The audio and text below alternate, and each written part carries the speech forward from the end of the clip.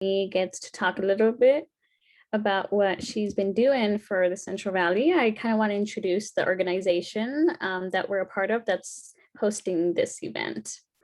Let me just share my screen.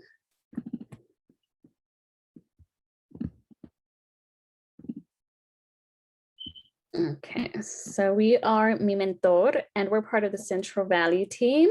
Mi Mentor kind of extends all across California. There's a northern team, a Central Valley team, and a Southern California team. And we've also have a little bit of an extension into Georgia now.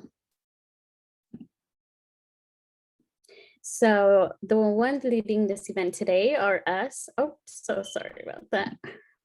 So my name is Daniela Rojas. I'm a VP of Mentorship. And then I think all of us are VP of Mentorships, except for Yesenia. Yesenia is leading the event today, and she's a VP of Outreach.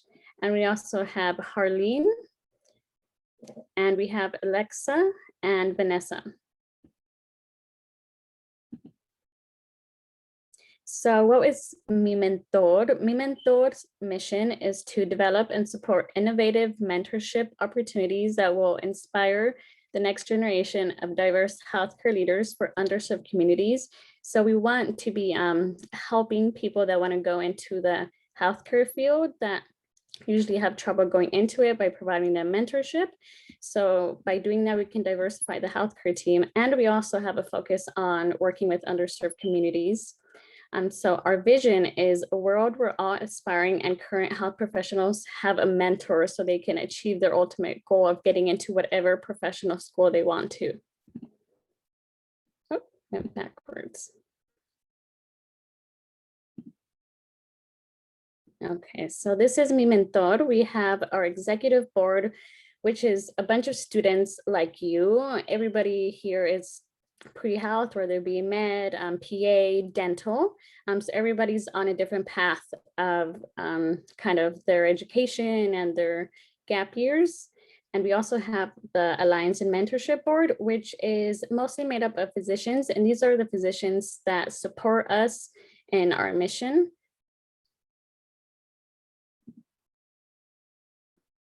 So these are some of our sponsors that we just want to thank that help the organization keep going and help us make these types of events for you guys. Okay, so now we can move on to hear Stephanie talk about what she's been doing. But if you guys wanted the slides that Stephanie is going to present about and also possibly her contact information, you can fill out our survey, just letting us know what you thought about the event, how you thought went. You can use the QR code here or also the link. Okay, so I'll hand it off to, I think, Stephanie now. All right, well, first I want to apologize if we hear my dog barking in the background. He decided that there were intruders at the moment, so I'm so sorry, everybody, if you hear him in the back. I tried kicking him out, but that clearly did not help. But anyway, okay, so thank you everybody for signing on today to kind of come into this talk about health equity and how that relates to COVID-19. I did take a look at the pre-presentation questions as well, so I'm going to try my best to address every single one of them that I can. I tried to integrate it into this presentation when I could, especially since a lot of the questions complemented what I had already set out for today's conversation. However, I will kind of have at the end kind of just address directly those questions that I couldn't fit into the presentation. So yes, okay. So kind of a small request for everybody in this conference call right now. If you could all have like a pen or some kind of writing utensil of any sort, a piece of paper and a mirror, or you can even use like your selfie camera or like something shiny that reflects like kind of images that you can see very clearly. That's perfectly fine as well. It's just kind of sometime between now and towards the end of the presentation, just kind of have some of these things ready for us, especially since I'll be talking and talking. And so it'll be a kind of a good fidget tool if you ever need it. But yes, so that's a small little thing. There is a ever so slightly very, very mild trigger warning that I kind of want to offer, just because this is a conversation about racial discrimination and also broad collective trauma. So while I don't necessarily use the word trauma directly, we will be having topics that kind of touch upon very sensitive topics that are very impactful, coming from the people that I've, well, not really interviewed, I more just asked a simple question, but you'll see that in a moment. So if that stuff does kind of make you a little uncomfortable, this is kind of the fair warning now. It's very valid if it does make you feel uncomfortable, excuse me. So just kind of a little heads up right there. But I personally don't think it's too bad, just because it is a conversation about health equity. And quite frankly, I think it's a lot more mild than maybe like a Black Lives Matter conversation, or maybe a conversation about kind of Indigenous people's treatment. So that's just kind of that there, just in case. So table of contents. I actually, when I started this presentation, it was more of, I don't know what exactly to talk about.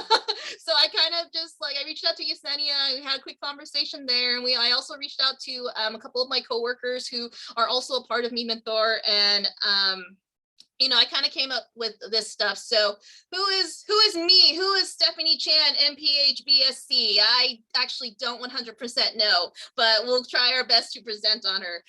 What exactly is health equity? What are the definitions like? And kind of just really quick examples of this, how COVID-19, the pandemic, has impacted health equity. And we're going to take a look at two primary populations, which is mostly Californian communities. I mean, a lot of these topics do touch really well with the rest of the United States, and even arguably the rest of the world too. A lot of the topics that we discuss here are actually very prevalent in Indigenous groups out of the United States as well, or at least in terms of me studying and getting my master's. That's kind of the papers that I looked at. And then we're also going to discuss how the pandemic has impacted healthcare workers and how that ties into health equity as well. And then, because this topic is kind of heavy, we are going to be discussing a little bit on addressing challenges. So, and then also I did want to mention, health equity is such a heavy topic. It normally takes us 2 to 3 hours just to touch even the surface of health equity. And I'm going to try my best to keep it within 20 minutes, because I do want to kind of make sure if people have questions, going to have time to ask questions as well. So just kind of give a heads up, it's a little heavy, so feel free to ask for any questions. If you need clarification of anything, that's perfectly okay and perfectly fine as well. But anyway, so me, Stephanie Chan, I am a person who loves talking about myself, but I also hate talking about myself. And this is the reason why. So I received a Bachelor's of Science in Human Biology from UC Merced, and that was way back in 2013, so it's been a while. And then I also received a Master's in Public Health from George Washington University. And the cool thing about that is I actually did my program entirely online. And so I, just as anybody, I didn't expect a pandemic to happen in any of our lifetimes. I just wanted a good education in public health. And I also did not want to travel across the country to do it. And on top of that, George Washington, I don't know if they offer it still, but they offered an accelerated program, which, because of personal situations and things happening at home, my accelerated program became a normal program. So that was kind of a funny story there. Based off that, the icebreaker question that we had earlier, I am a Central Valley native. So what you find is that a lot of this information, it does tend to be Central Valley centric. I think there's only maybe one mention of someone from Southern California. Oh, and then I also have someone from Idaho who provided input for this presentation as well. But most of my material is either going to be California or Central Valley centric. And so my job right now is I am currently a public health scientist with the California State University, Fresno. I've worked with CVH, with the Central Valley Health Policy Institute for, I want to say, about 4 years at this point. So I know a lot of our friends with Me Mentor are also a part of this awesome organization. And so I really can't wait to tell you kind of some of the things that we've done over the past few years. All right, so because I'm a very boring person, I'm just you all saw it. I went to school again, and I like going to school. So I'm going to overcompensate by showing you all how cool I can be when I'm not being boring. And so what I used to do a lot was I did a lot of cosplay. So obviously I'm in a Wonder Woman outfit in this picture, but I did a whole bunch of really cool things. I had a lot of cosplays planned, but eventually that's all that time and money spent. It was kind of exhausting to manage. So I no longer cosplay anymore, but it is such a fun little hobby to participate in. And I also love video games. I particularly love the series Assassin's Creed, which is kind of one of the things that I'm representing in this particular cosplay. And I love Spartan races. So if anybody, if there are people who don't know what a Spartan race is, basically it's a quote unquote obstacle course kind of running course where, it goes anywhere between 5K to 10K to half marathons to full marathons. And there are obstacle course that typically kind of sit on a whole, kind of high elevated areas. So it's definitely a physical challenge as it is a mental challenge. And it's because of these kinds of things, I love getting involved in fitness and kind of bodybuilding items and such too. So if anything, the biggest recommendation that I have for everybody is to do at least one fun 5K in their life. It doesn't have to be like actual just straight running 5K. It could be a 5K with the color runs, for example, where they throw powder, colored powder at you. Those are so fun. There's also the inflatable 5Ks where they have those kind of bounce house obstacle courses all throughout the 5K track, and those are super duper fun. Those are one of my first 5Ks. And actually I even encourage people doing something like a Spartan race too. You do not have to be fit to do a Spartan race. It's very intimidating because people look so cool in these pictures. I think I look pretty cool in these pictures, for example. But quite frankly, the kind of one of the things that you'll find throughout this presentation, that the more you kind of embrace your both your passions and your insecurities, the more you're kind of able to feel accomplished in the end. And that's exactly what's happening here. Over here, this vertical climb is easily 14, sometimes 17 feet high, and it's just a thin cargo net. And I've done this particular obstacle 8 or 9 times. I'm still scared every single time. It doesn't matter how often I do it, it's still scary. So, and I always say the same thing. I'm not brave. And that's okay that I'm not brave. But, it's such a great feeling to kind of finish one of these things. And I also, like I said, I also love bodybuilding, and I also love Pokemon. I think this picture encapsulates that concept so well. And I think it's cute. All right, so one of the first questions that kind of stood out to me for the pre-presentation questions was why public health? So I'm a pre-med student. I graduated with a degree in human biology. So that kind of first indicates that I wanted to do something in the medical field or even the healthcare field. And so part of this actually comes from this time where I actually did this internship at UC Davis Medical Center's Department of Surgery.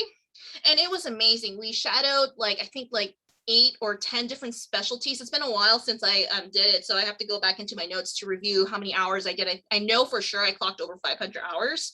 This was the thing that just dominated my whole entire life for a whole semester after I graduated college. But it was just incredible and amazing. But one of the things there was just so many wonderful moments with patients, but there were 2 situations that made me really question kind of the integrity of healthcare.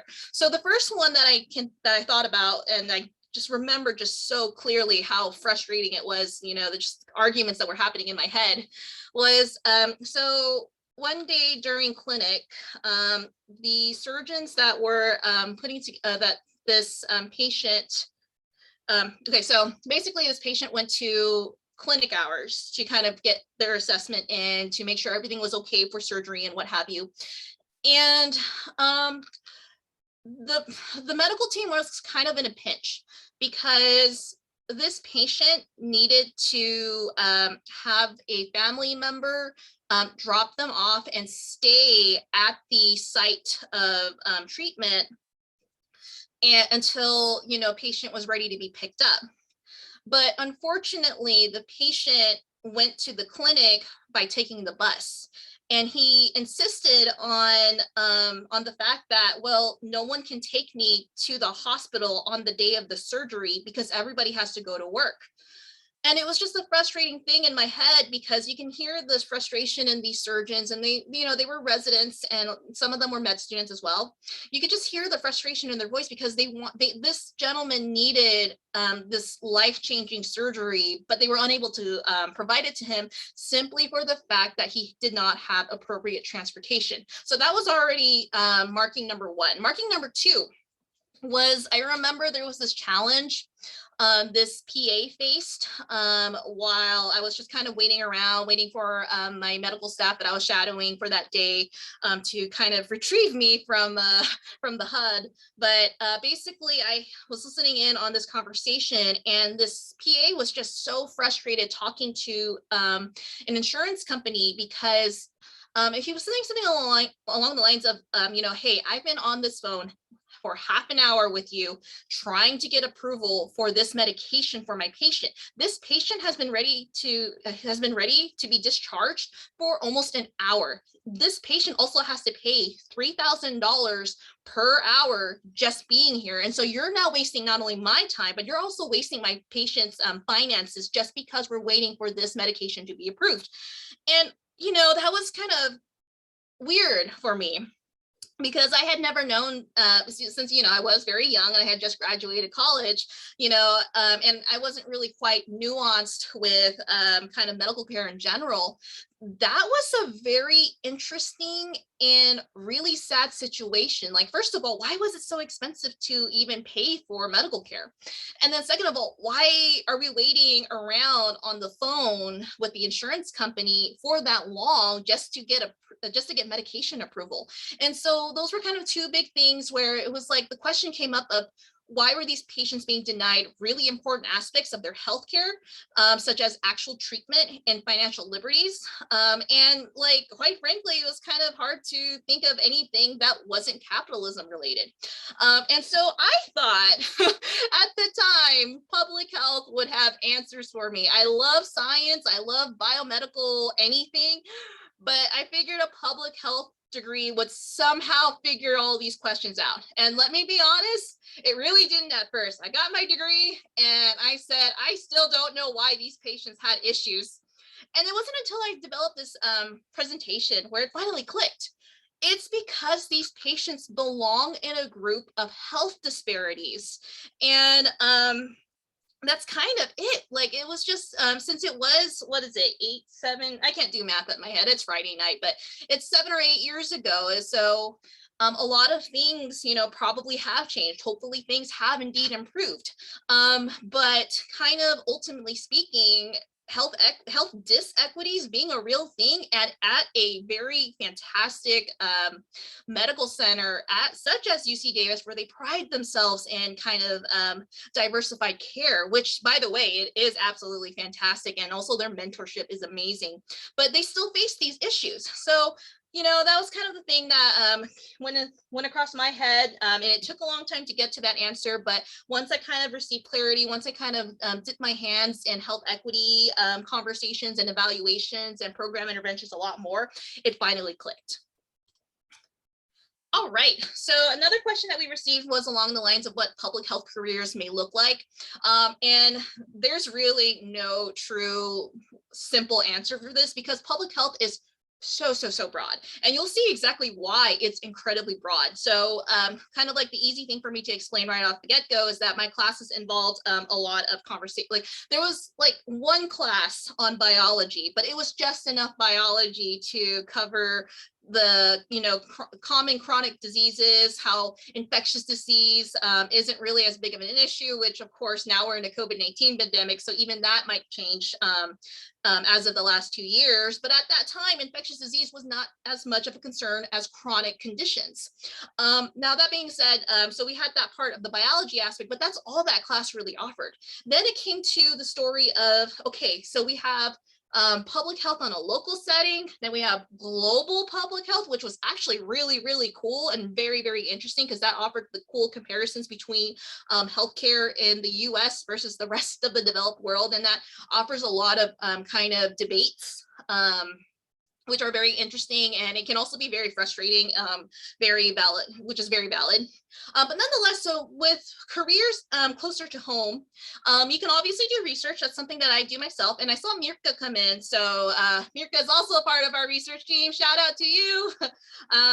So we do a lot of research. A lot of it is also evaluation. So trying to see if different measures kind of indicate whether or not health parameters have improved or health outcomes have improved, or maybe the opposite way where maybe things just aren't working out the way we intend to. So how do we improve upon that? Then we also have health educators. So typically speaking, either community-based organizations or government organizations. They're the ones who typically have the health educator positions.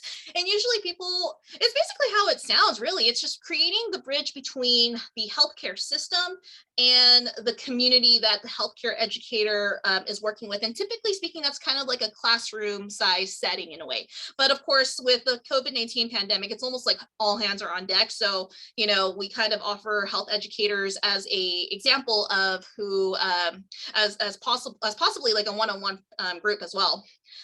Then there's also government organization work. And so common examples could be any department of public health, whether it be state level, county level, or even federal level. We also have those with public health degrees working with the CDC. Those projects are really cool because, you know, they're projects that oversee basically the entirety of the country.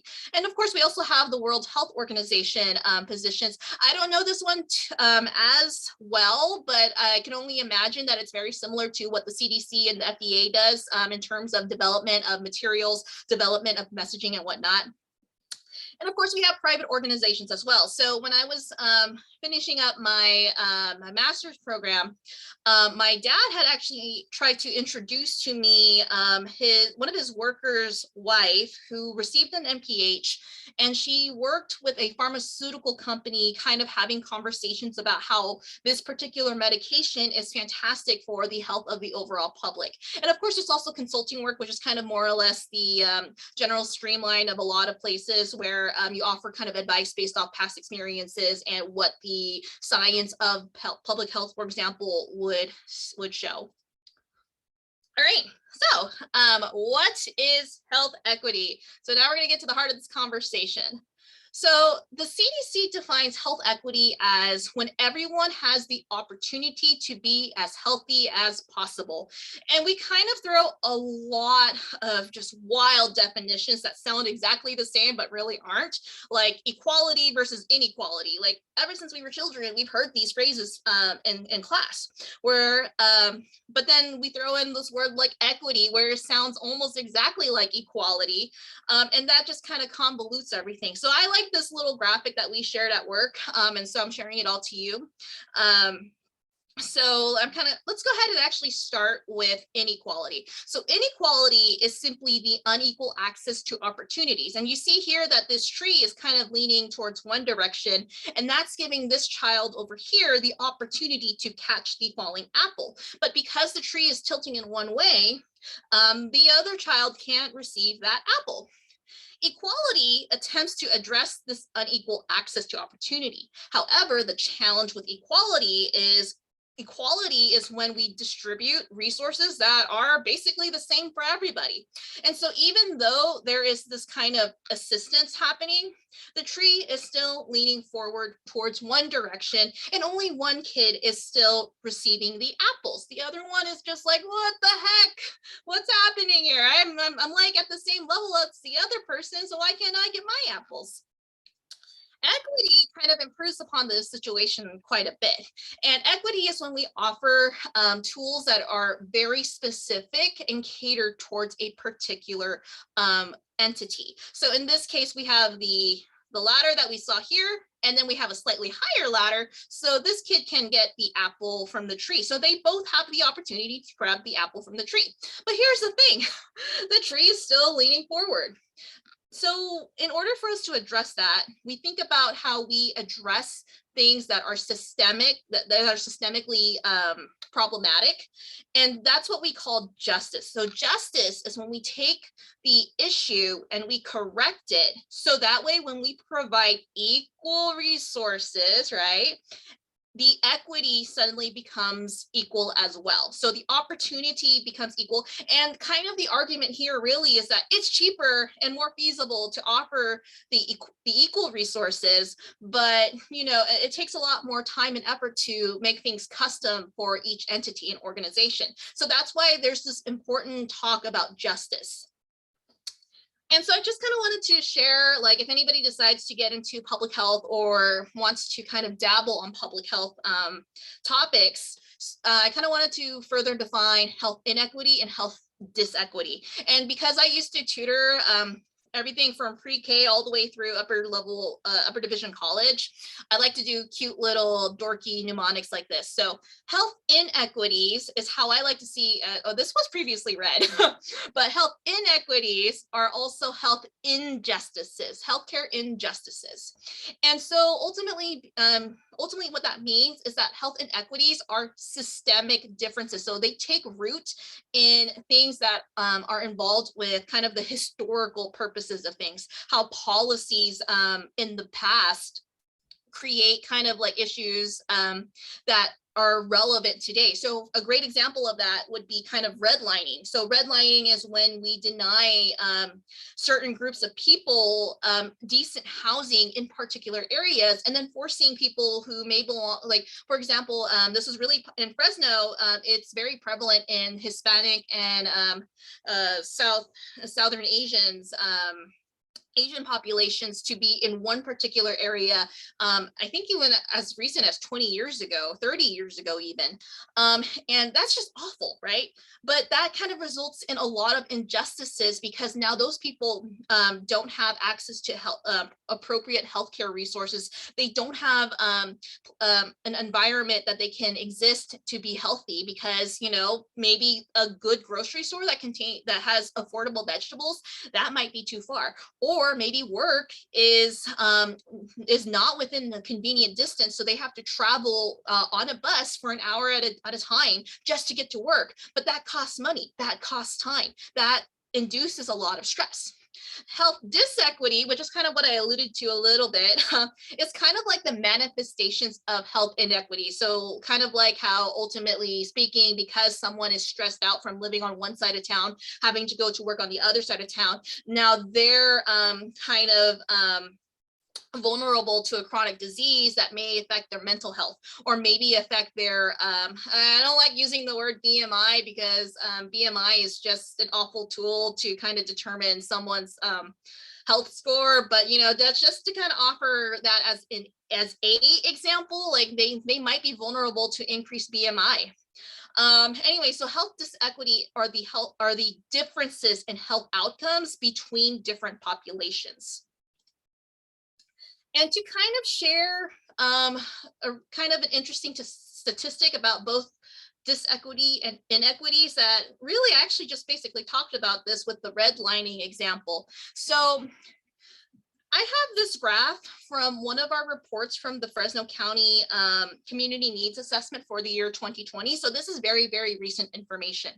This top graph here shows people who live in low polluted areas, and low relative to Fresno County, because anybody who lives in the Central Valley knows that our air is not exactly stellar, but still we're going to use this information anyway because I think it is very helpful to kind of put this into perspective.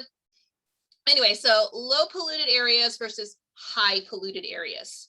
And here, as you can see, here's the legend for all the different colors.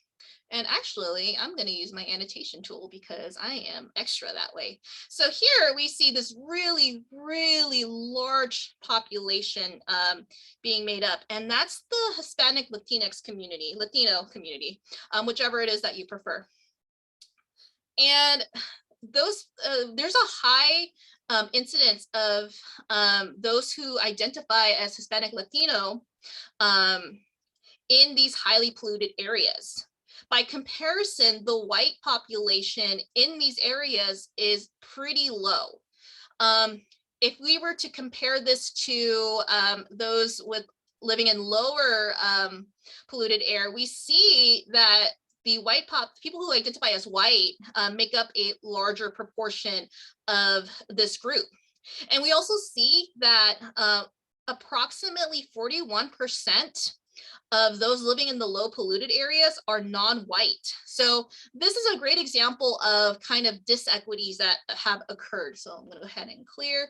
So kind of the best way to explain this was highlighted in our report, where communities of color are disproportionately exposed to high levels of pollution in Fresno County. Oh, and this is back in 2018. So, but quite honestly, since that wasn't too long ago, I would assume this is still pretty relevant. So how do we achieve health equity? Health equity is achieved when every person has the opportunity to attain their full health potential, and no one is considered disadvantaged from achieving this potential because of social position or other socially determined circumstances. In other words, when everyone is able to simply be healthy and live their best life while being healthy. And so for us to kind of understand how we get there, there are these things called social determinants of health. And social determinants of health are very, very helpful kind of like parameters that we can look at, and we can even quantify quite a bit of them when we do qualitative analyses.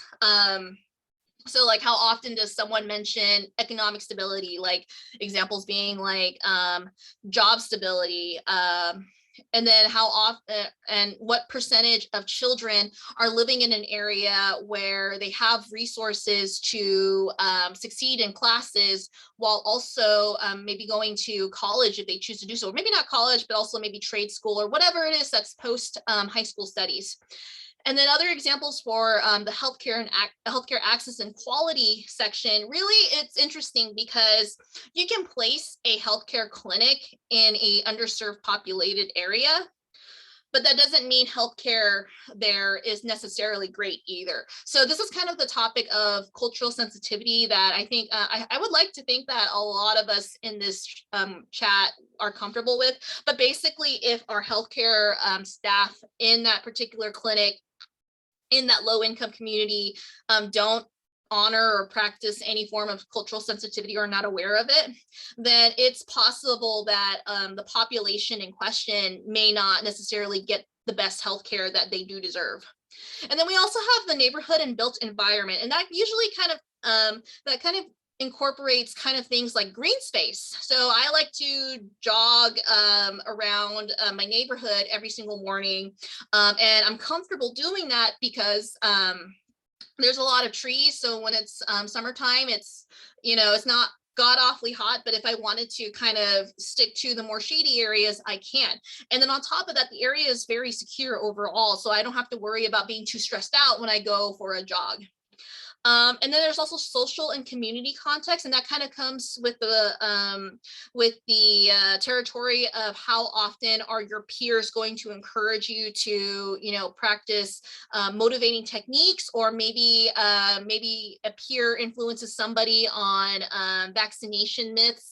Oh, did you hear that the COVID-19 vaccine causes infertility, for example? So that's an example of social and community context, and which, by the way, the COVID-19 vaccine does not cause infertility, FYI, just a friendly reminder to the world. Yes, and so when we take a stab at looking at all of these different factors, then we can actually identify which parts a particular area may need improvements on, and also kind of offer potentially innovative or evidence-based material strategies to help accommodate for any instances where health disequity is occurring. And so to kind of further make this social determinants of health adventure even more fulfilling, so we use a lot of these social determinants of health in all of these kind of areas here. So I did talk quite a bit about measurement and how we utilize social determinants of health as kind of a data thing where we collect information about it. So this is just the reason. So the reason why I talk about this a lot is because I do a lot of evaluation at work, kind of regarding how often do our community health workers do this? How is our community pharmacist doing with collecting numbers about how many patients are adhering to their medications and so on and so forth. And then we also have programs that practice successful health equity strategies. And this is one of the things that the CDC 1000% pushes. So a lot of the times, if you do kind of have the pleasure to work with the CDC funded project, a lot of the times the CDC kind of does two things. They want you to utilize programs that have a very successful health equity strategy, such as medication therapy management for anybody who's interested in going into pharmacy. And they also encourage the push for innovative strategies as well. So maybe either utilizing and Mod Podging strategies from other programs and kind of just putting that all together and seeing how that goes, or just kind of coming up something that's very unique to the community itself, that's local and fantastic to utilize. And then of course we have policy. So using these points of data, using these kind of explanations of the programs that exist in a local setting, using that to help influence the different laws, regulations, and rules to improve population health. Or alternatively, we could also see it in like kind of a great example of the COVID-19 pandemic, where vaccines, if I don't know if any of you have heard, but according to the news this morning, I didn't look too deep into it, but apparently Governor Newsom mandated that all school children who are eligible for the vaccine are required to have the vaccine in order to go to on-campus schooling. So stuff like that is kind of one of the things that kind of we definitely look at when we think about the social determinants of health. And then finally, infrastructure. So that's just kind of like the built environment and how that relates to someone's lifestyle, or maybe how that relates to their work life. And how does that support health equity?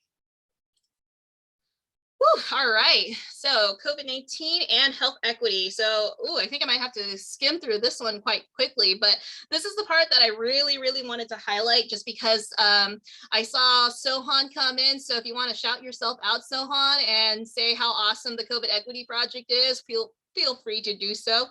We would definitely appreciate it. It'll be awesome. But anyway, so I kind of wanted to discuss how the COVID-19 pandemic has actually affected a lot of already built health equity issues. So this is my favorite graphic to share with everybody.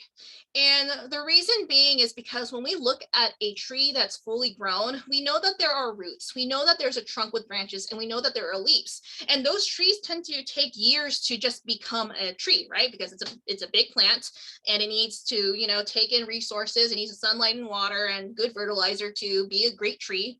But in this case, what this tree is exemplifying is what happens when the foundations of that plant, of that individual tree, starts with systemic racism. So in this case, it would be a generalized inequity, right? So maybe not specific to health inequity, but inequities in general.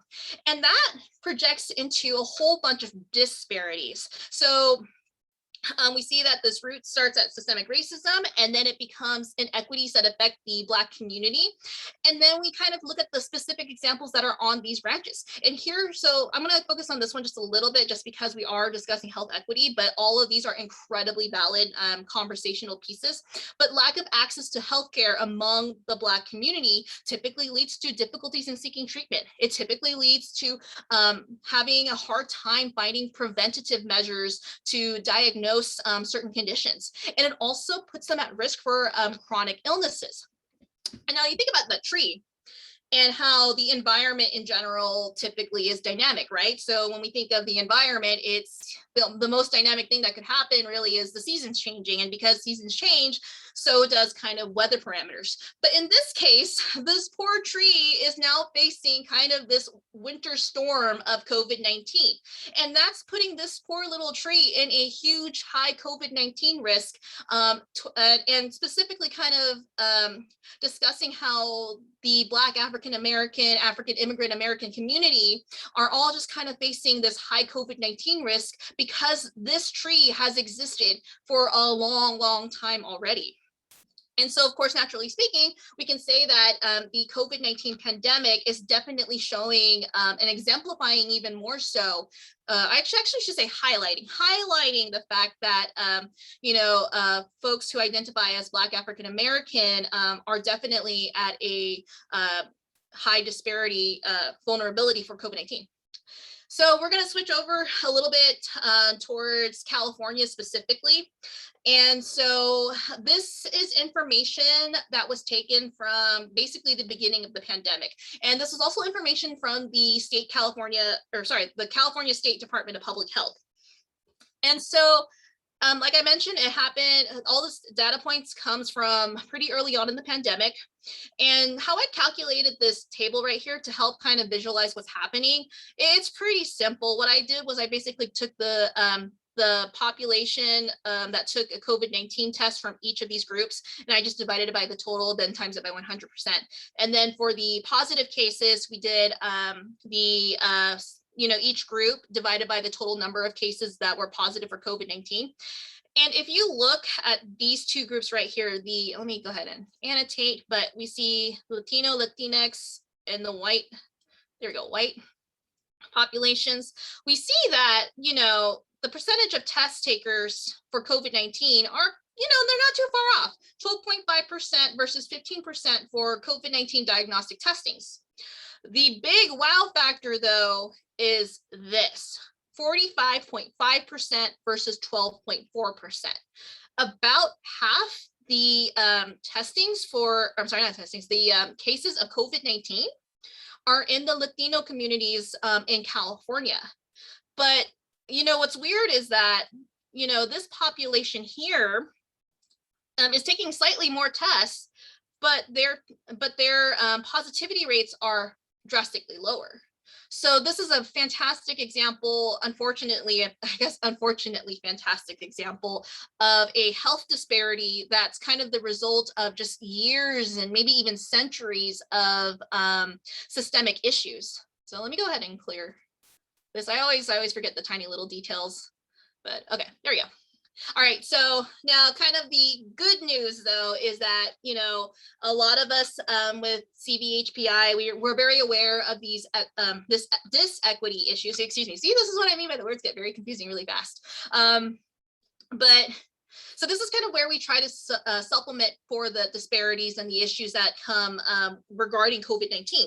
So the Fresno County COVID-19 Equity Project is a project meant to kind of support, offer contact tracing, to offer informational support, financial support, and a whole plethora of just awesome things for the community. And we utilize what we call a community health worker model. Okay, there we go. Tongue twisters. And we're comprised of a whole bunch of different organizations that exist in Fresno County. So we are comprised of the Immigration Refugee Coalition, the African American Coalition, and the Disabilities Equity Project. And that gives a voice to so many different groups. So before I kind of continue this cool work that we do with COVID Equity Project, I do want to kind of quickly define what a community health worker is to begin with. So CHWs are local and culturally sensitive healthcare workers that are almost always a very relatable person. So we're more likely to attune and vibe with somebody who's very similar, sorry, the dog, but who's very similar to us culturally speaking, someone that we can identify with. We can build a trusting relationship with people who look kind of like me. And this is great because there's a lot of distrust in the healthcare community for kind of the reasons that we discussed about systemic inequalities and inequities, right?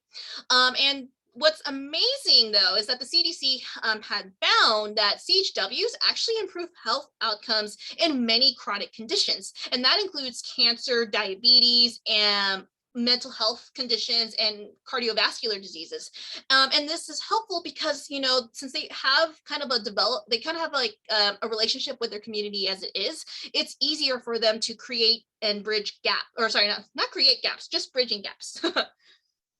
So that being said, they are indeed powerful drivers of financial feasibility, especially among patients who are identified as underserved and minority populations.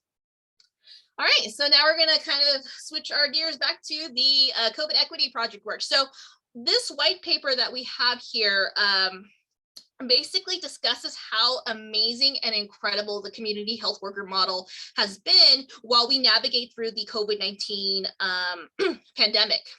And so on this side of the slide, we see that there are different services that our community health workers have offered for kind of the different people in Fresno County. So kind of the big ones were COVID-19 transmission education, COVID-19 testing. So we offered a lot of health education support in that sense. We have financial support services in the form of isolation quarantine support, which is pretty awesome. So just having community health workers help manage the finances of the people that they work with and offer even supplementation for paying their bills. And you know, of course, there's a whole bunch of them. It's very easy to kind of get lost in this really cool work. But I also want to highlight too, this was information that we found starting from fall up to really early on in this year. So we were able to reach thousands and thousands of people within this tiny little period in the seasons. So these numbers are easily a lot bigger now, and that's so exciting. And so in this report, we also shared a very, quite frankly, a great summary of how it is to be a patient in a community where how this community health worker describes it as a Eurocentric healthcare system. And I think, like, quite frankly, I don't think I can summarize it well enough. So I'm going to go ahead and read this quote off just to kind of tell you exactly what's happening. So the community health So the COVID-19 Equity Project was important because the healthcare system is Eurocentric and often fails to address the needs of Black communities, not only in the Central Valley, but in all of the United States. This type of method addresses health issues as a singularity and targets the individual concern, as opposed to a holistic, culturally based method, which takes into account the conditions created as a result of the health concern. The Eurocentric method of healthcare delivery treats a specific condition without consideration of the implications and indirect variables also related to the condition. In the culturally based model of healthcare, solutions and treatments within the community are just as important as the external treatments, such as medications and vaccinations. So what this community health worker was saying is that while it is still very important to treat the patient as an individual and to offer the medications and specific medications for their particular case, it's also important to consider what their broader kind of more holistic approach, holistic kind of profiling is. Is this person identified as Hispanic? And even if they are Hispanic, which part of the world are they from? Are they from Mexico? Are they from Puerto Rico? You know, those are all different cultures because, you know, as we all know, since we are a very diverse group, you know, they have differences in the types of food, differences in types of attitudes and thinking, and, you know, that's all very great things. But it's important to kind of veer away from having a very specific Eurocentric view of medical care to properly address how to provide care once that patient leaves the clinic.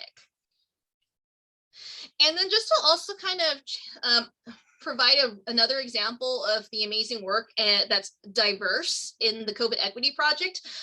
Here is a news report from our representative from the Disabilities Equity Project.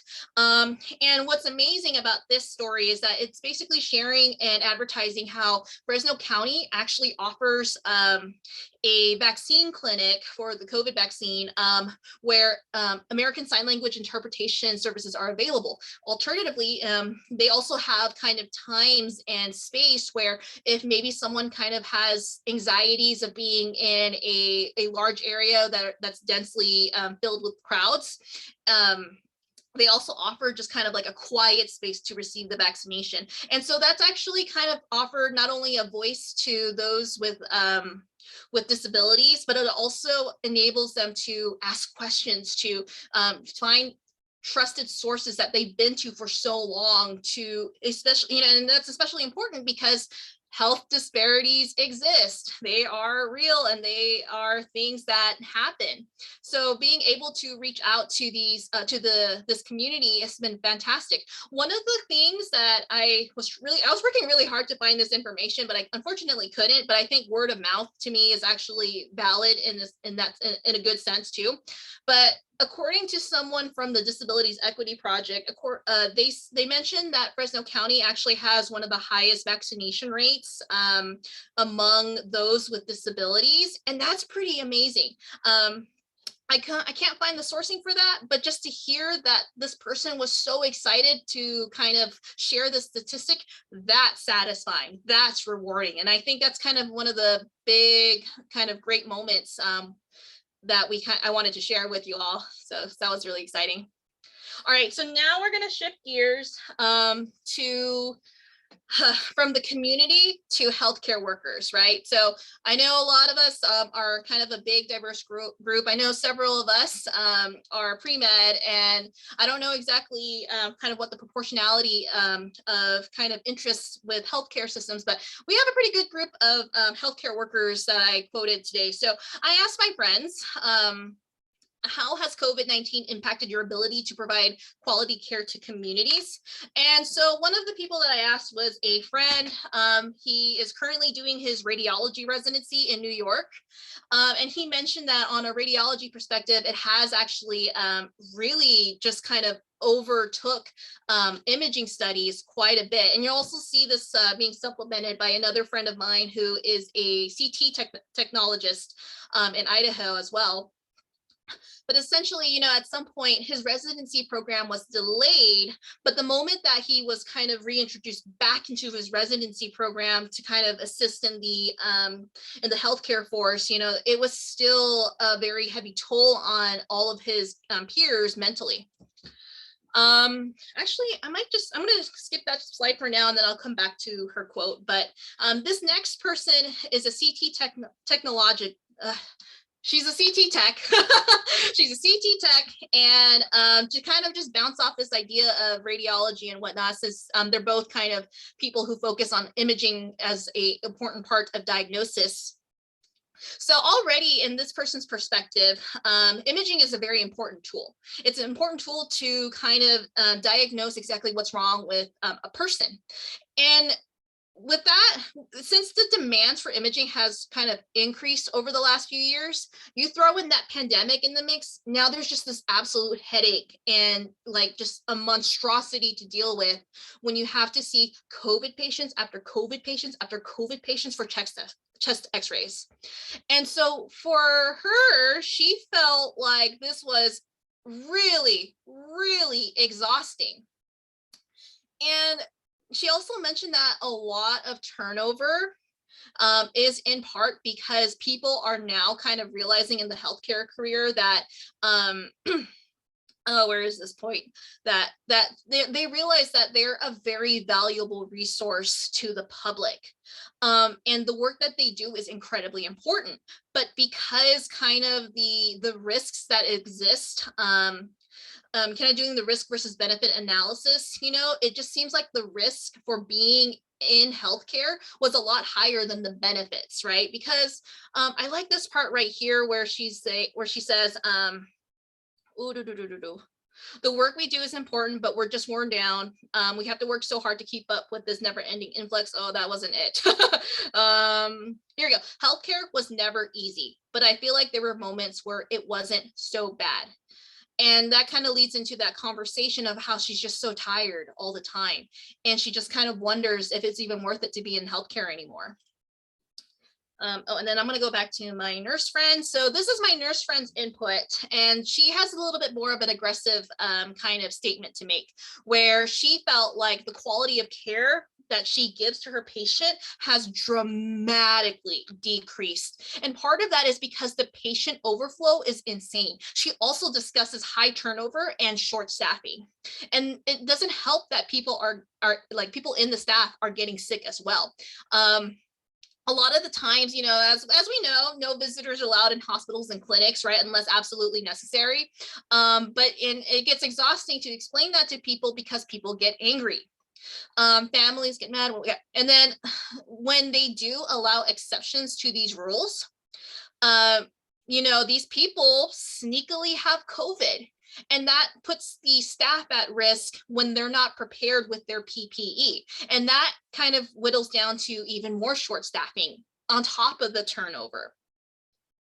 And so another thing too that she mentions is that because they also have to deal with COVID patients, or they have to work with COVID patients, excuse me, you know, a lot of the times when you're trying to stabilize a patient, a majority of your shift is taking care of that one patient. And, you know, every once in a while, okay, yeah, that makes sense, right? But if it happens to every other person, every other patient that needs care, you know, time is being taken away from other patients who also need attention. And so, you know, all of that kind of leads to this feeling like she was an emotional punching bag. Oh, that should be bag, by the way, for patient's family, and it's mentally draining. And it's, you know, results in burnout. All right, and so my final quote that I have here, it's pretty long, but this friend is an EMT located in Southern California. And so he was talking about how, you know, previously there was kind of this push and pull between the public and the EMS services about what looks like an emergency, like a true emergency versus something that you can handle in urgent care. And that was magnified by the COVID-19 pandemic. So basically, instead of people calling their doctor and asking for kind of advice, people just kind of call 911, and that takes away resources of the kind of paramedics and the EMTs from one area where they probably could have actually needed to treat a true emergency, but having to answer questions about COVID-19 instead. So that's very exhausting because they have like this whole process, they have this whole procedure that they have to work with. And so, you know, he wants to, he's actually a very friendly person. He doesn't want people to feel like they're invalidated for what they do, but at the same time, it's also very frustrating to be understanding because so much of this same repetitive things keep happening over and over and over again. And then likewise, there's also short staff in the EMS system. And there's also a lot of overtime and overworking folks. And it's just really hard for them to feel like they can be psychological, physically, and emotionally kind of okay. In his words, it's we are stretched so thin that it's hard to put on a smile and it's hard to see the silver lining and be positive. So that's kind of one of the things that I thought it was really important for us to know. So next, I'm actually going to share this video. I think this is very, very well said. I'm going to also, see if I can optimize my video. Oops. What's up, everybody? Sorry, I want to make sure I can share the sound first before I start, so that way everyone can hear everything. Or not. Okay, I guess I'll just blast my speakers. Sorry, folks. All right, so if any of you have watched ZDogg MD, you know his conversations are fantastic. This was a video that was done back in 2019, so this was actually previous to the COVID-19 pandemic. But as I've mentioned before, or I'm not sure if I mentioned it in this presentation yet, but the COVID-19 pandemic highlights issues that have already existed, and this is a perfect video to exemplify that. Everybody, it's Dr. Z. Okay, listen. I'm really, really, really tired of people calling it burnout. What over 50% of healthcare professionals are experiencing, they call it burnout. It's exhaustion, low productivity, and a feeling of deep cynicism. And it's so prevalent that everyone even in administration is starting to panic. Like, what's going on?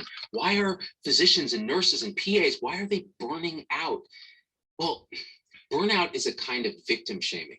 It's saying you're not resourceful enough, you're not resilient enough, you're not strong enough to adapt to a system. So maybe you should meditate.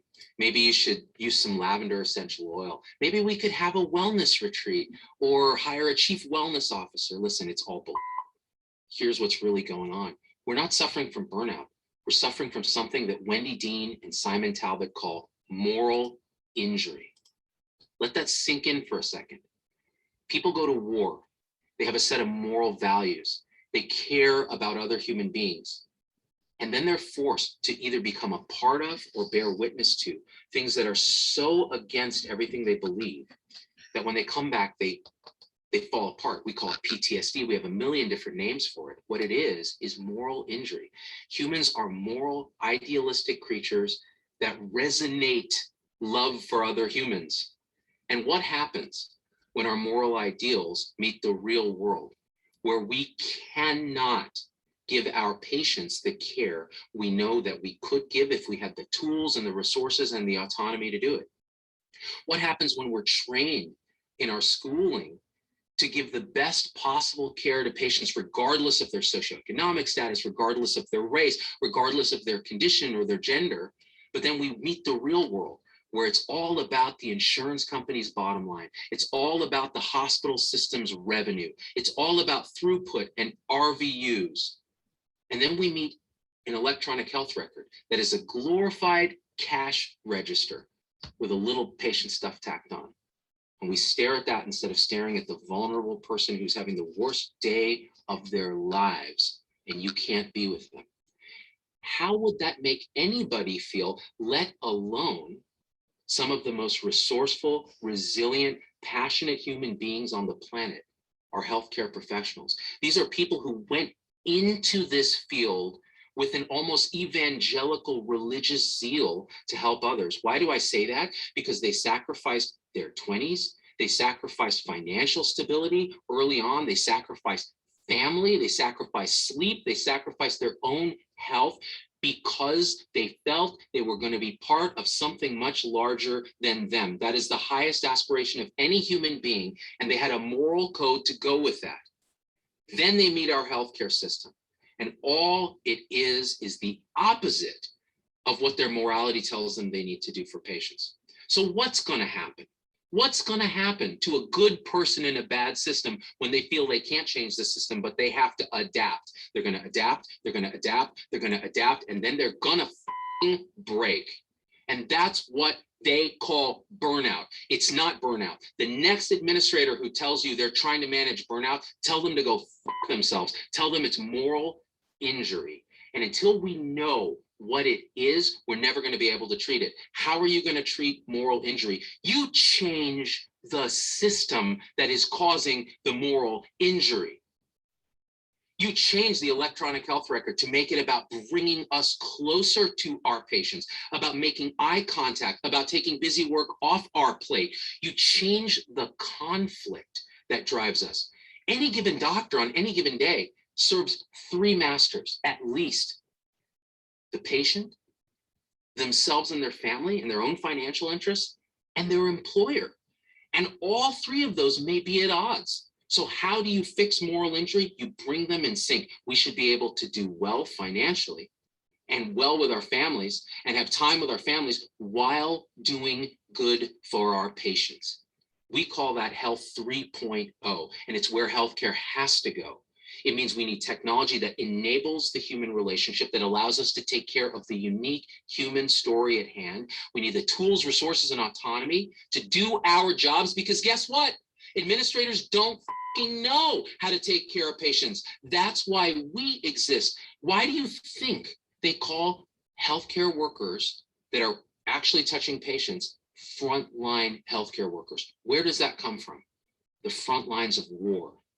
We use the language of war when we're taking care of patients, and we suffer the wounds of war, the moral injury, the PTSD of not being able to live up to our ideals. So the call to action is this: we on the front lines need to stand up to our leaders and demand that they lead, that they recognize that moral injury is something that needs to be taken into account, and we need to design systems and human systems that actually address that fundamental conflict. Stop putting band-aids on burnout and victim shaming suffering clinicians who are committing suicide at alarming rates. If you think this is a victimless problem and doctors and nurses are just entitled, privileged whiners, you can shut the f up because people are dying.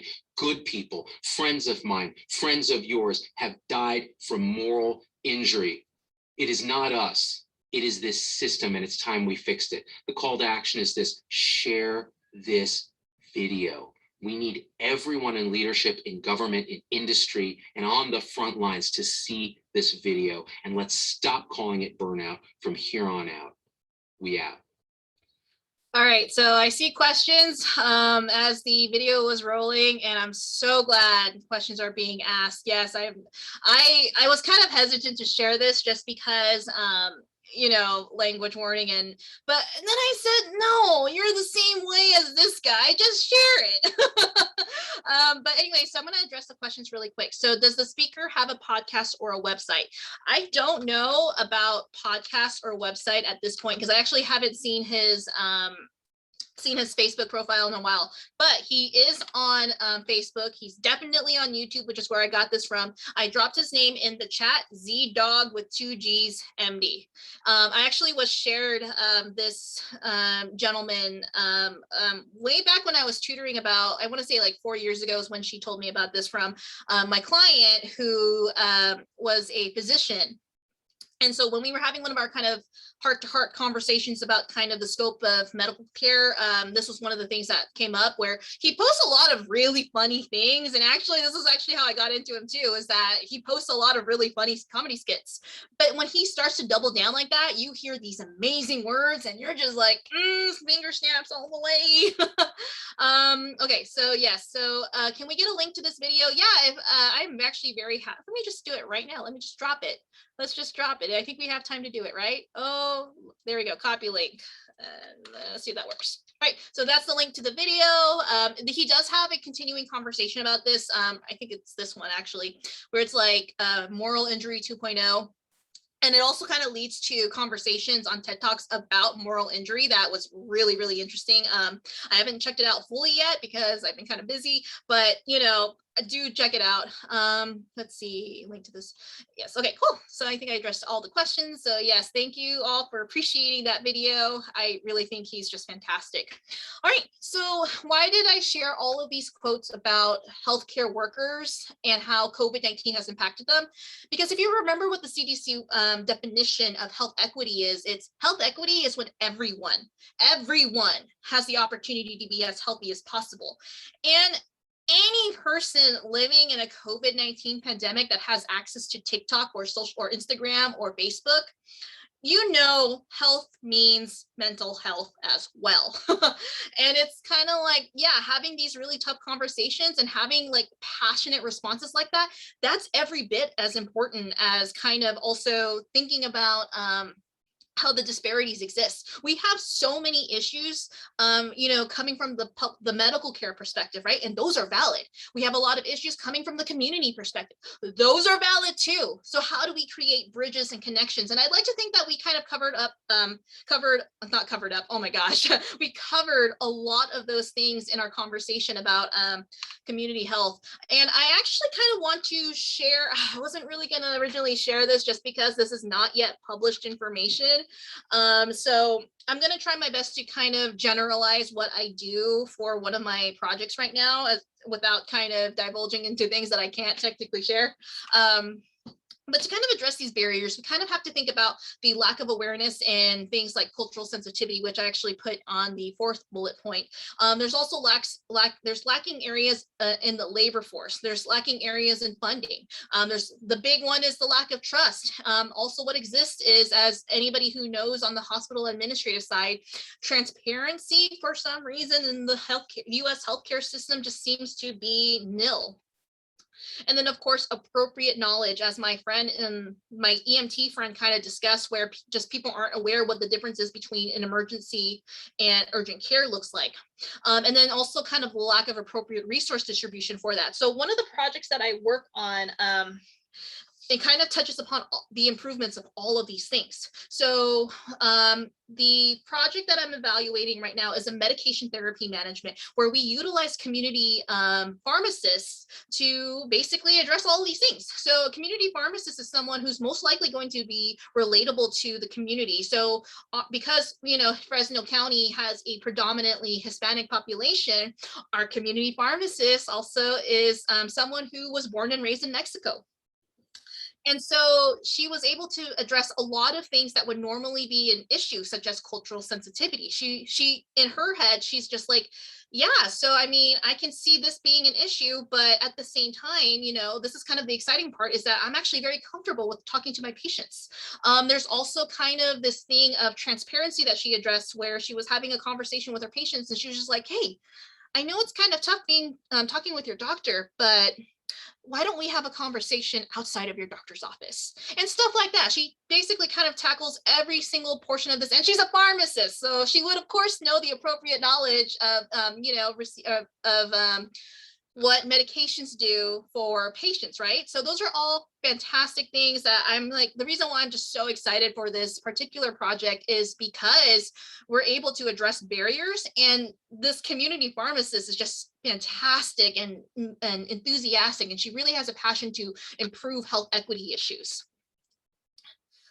Okay, so I know health equity and disequity is kind of a big fat bummer. So I'm gonna kind of really quickly address these big points about how we address health equity issues. So we kind of doubled on talking about specific program interventions that are local, measurable. They have both qualitative and quantitative approaches. And they also have strategies backed by evidence, and occasionally, if almost always, have some kind of innovation that's unique and appropriate for the community. And then we have the very well researched community health models, which is backed by the CDC. So we know that's a very fantastic model to look after. And part of that is also because building trust is important. Just like in cultural sensitivity practice, building trust is important. So yeah, building trust. All right, whew. I am going to finish this presentation. I was hoping that I would finish on time, so I am so glad that I can. So here's a quote that I came across from, if you're a Marvel fan like me, you know exactly who this is, and if not, that's okay. I will tell you everything about this gentleman on the left. So this is actually a quote that I took from an actor named Simu Liu, who is the star of the newest Marvel movie, Shang-Chi. And while I was driving to work one day, I was listening in on one of his interviews, you know, that was meant to promote Shang-Chi. And the question that kind of came in his interview was regarding, well, why do you advocate for your community? So Simu Liu is a Canadian, Asian Canadian or Chinese Canadian immigrant from a part of China. And so, but he came to Canada when he was really, really young. And so one of the things that he did notice while he was growing up was that the immigrant creed was essentially, don't cause a ruckus, roll up your sleeve, do the things that you were told to do, don't complain, and you better get through it.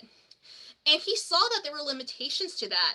And the thing is, and this is the part that I absolutely vibe with, this is like my favorite bit, was that he said that I'm just not that subtle of a human being. He is not this person who's going to just sit there and do what he's told. He's going to cause a ruckus because he can, and he will. And so that kind of led to this thing of when he was popular for the show Kim's Convenience, which, by the way, I highly recommend Kim's Convenience. It's on Netflix right now. He was asked a lot about kind of like, you know, diversity and representation. And at first, because of his kind of past of, you know, just don't complain and get through things, he didn't really respond to this question of, well, how do you feel about representing your community in this show? But when he finally made the move to say, you know what, let me just get comfortable with myself and let me just go ahead and say what I really truly believe, he realized that a lot of people resonated with that message. And so because he just felt that beautiful connection of resonating with that messaging, he just continued to advocate. And so the reason why I share this quote is, it goes really well with this concept of how representation matters. And that is very true in health equity. I also kind of want to slightly move just a little bit outside of the box, just for a little bit. And I want to say that when you start accepting kind of who you are, do things that you're passionate about, figure out who you are, awesome things happen. And this is actually kind of a bad comparison, like just looking at the box office numbers. So this on the left is the box office for Shang-Chi. And on the right is the box office for Black Widow. This is actually a poor comparison for lots and lots of different reasons, but I still want to make the point that Black Widow has been established for a very, very long time as an MCU character. Shang-Chi was only barely established in this one movie that was released this year. And I say we, it's not really we, but, but Shang-Chi has made just a little bit more than Black Widow. And again, the conversation of, is this a fair comparison? Is it fair? It's really not, but that's for a different day and a different time. But, just kind of the idea that by being ourselves and by continuing to be passionate for what we enjoy, that's what matters. And so I'm going to cut this activity kind of short, but this is what I want you all to do. I want you all to take that piece of paper and that pen that I asked you to pick up. And actually, I'm not even going to do that. We can even just think about this. I want you to think of your most favorite thing. And I'm going to give you until this timer says 45 seconds. So think about your favorite thing. Right, so that's time. Now that you've thought about your favorite thing, I want you to pull up your mirror or your selfie camera or your shiny thing, and I want you to look directly into it. And what's the first thing that you see when you look directly in front of your selfie camera and or your mirror? The answer should be yourself, right?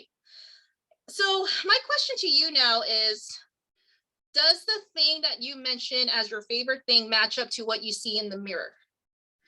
And probably speaking, saying that you yourself are your favorite person.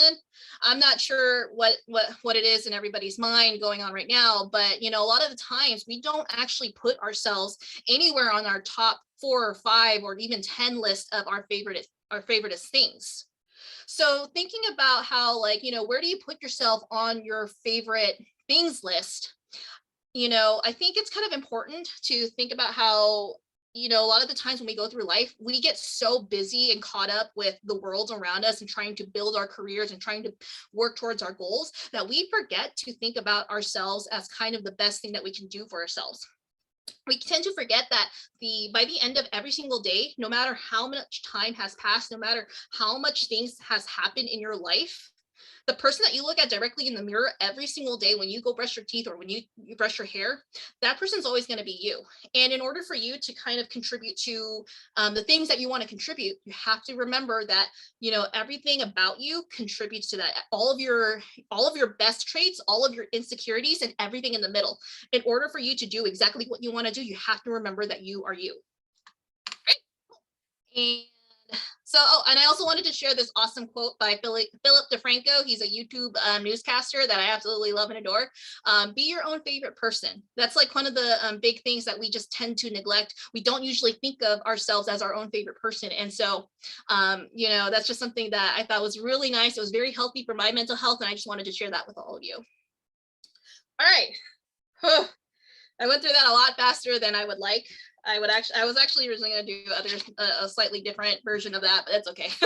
So answering more questions based off the pre-presentation survey. So healthcare costs and price gouging, I ended up kind of answering that on accident, but my biased opinion, and I want to make it clear that this is my personal opinion and not the opinions of maybe other experts. It's just me, myself, and I, and my personal observation as a millennial. capitalism is a fiend.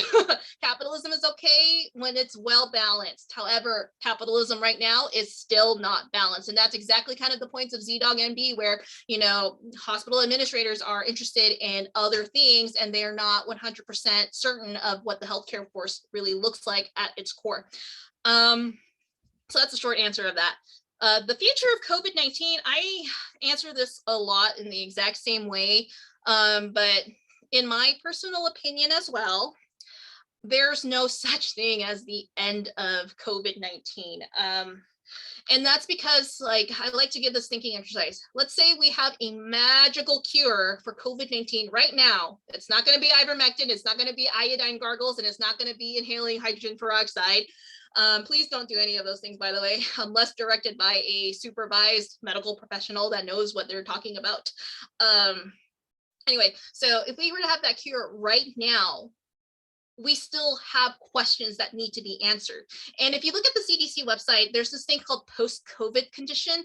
And it basically kind of illustrates how there's just a plethora of long-term complications that happen for people who either had even a mild case of COVID-19 all the way to those who had severe COVID-19 and were admitted to ICU beds. So I highly recommend looking into that, because it's a very, very interesting case where there's just a surprising number of complications and side effects that could happen.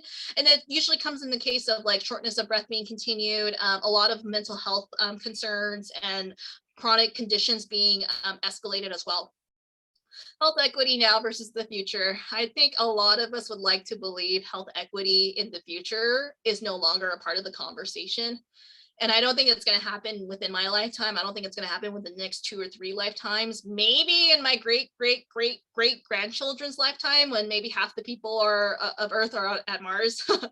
But, you know, that's kind of where we're at right now. So we kind of see that. Well, we did see that there were improvements. We actually had a presentation one day, and one person was just like, wait, the numbers that you're sharing right now, it doesn't really add up to a disequity. What the heck is going on? If I were someone else, I would be like, oh wait, but you're saying that there's this, there's inequality and inequities, but you're showing information that doesn't really actually have that. And I was just like, oops, well, it means we're doing our job. So that was actually kind of a nice thing, even though it was kind of challenging at the time to think about.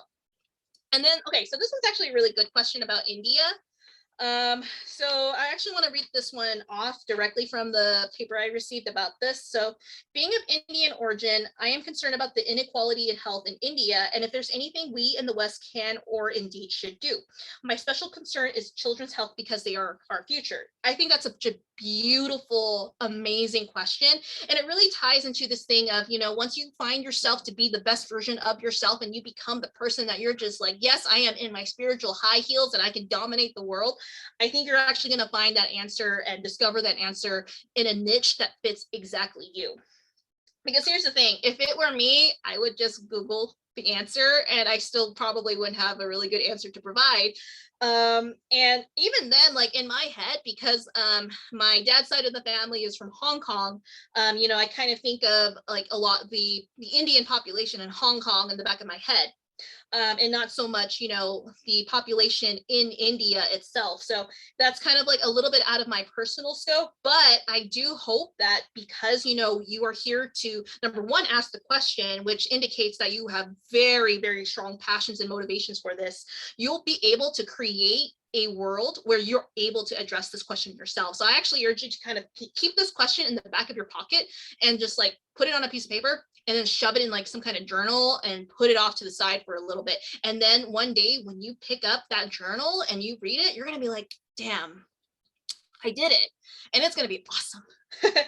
And then finally, health equity and those experience homelessness. Okay, so whoever asked this question, oh my gosh, you asked a brilliant question, because just a couple of years ago, I actually did do a homelessness project, those experiencing homelessness project, not too long ago. And kind of the TLDR answer that I can provide is that health equity absolutely affects those experiencing homelessness.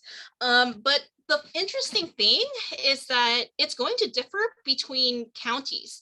And so the project I worked on looked at Fresno County, naturally speaking, but it kind of rooted a different, or it's not the, sorry, it rooted from a project in San Diego County and how they kind of address those experiencing homelessness with mental illness issues for just simply trying to live in an independent living.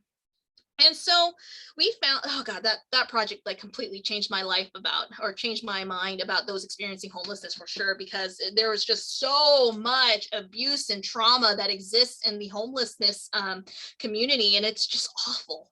But anyway, so I think to kind of give a very short answer, since I know we are running out of time, definitely check out the Independent Living Association. Let me see if I can type it. My computer has been very finicky all night. Independent Living Association. I don't know if any of our reports on this particular project has been published, but this is a really great program to look into, because typically speaking, that program, or I shouldn't say program, the organization indirectly targets the improvement of those who experience homelessness with mental conditions. So I think that's a fantastic thing to look into. If you can find studies on it, that would be awesome. I don't think we ever published our findings to the public, and it was because it was just an evaluation specifically for this Independent Living Association project. So, or I keep saying project, organization. All right, so 2 minutes left. I'm free to answer any questions. Oh, and then here's my email. I'm gonna retype that. Thank you so much. Yeah, we do have maybe like a one question. Like we have a minute for like one question. Any pressing questions that didn't get answered? But truly, Stephanie, feel free to raise your hand if you have that like pressing question. But thank you so much for your presentation. I think that we all learned so much, and honestly, I could see your passion, and I'm super excited to see that you're also pre-med, because you have now this pre-health background, and it's awesome. So thank you so much. And I'm seeing a couple thank yous in the chat. So yeah, I actually, if you don't mind, do you mind if we take like a picture? I know it's like a virtual picture, but definitely it would be great to have. So if anybody wants to turn on their camera, preferably, that'd be great. The leads for sure, if you can, please turn on your cameras.